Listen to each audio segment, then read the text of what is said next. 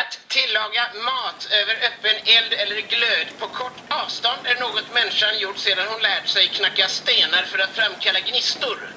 Men att grilla, hushållsgrilla sin mat som nöje, det är något som först tog fart sedan George Stephen tog fram klotgrillen i Chicago under efterkrigsåren, närmare bestämt 1952.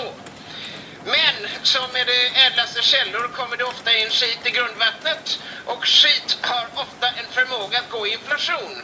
Och således pratar vi nu mer om gasolgrill, elgrill, bordsgrill, vedgrill, take-away-grill och engångsgrill.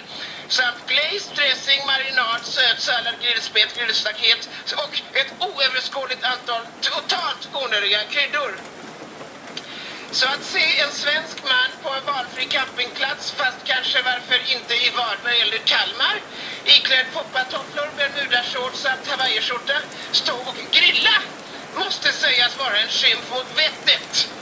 Men, och det bör noteras, bara för att andra beter sig som svin finns det ingen anledning att själv inte vara den gyllene grisen på gården. Och en enkel korv på en Webergrill efter en 6:a brännvins special, det är livet på den så kallade pinnen.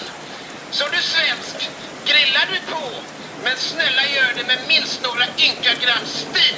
Tack!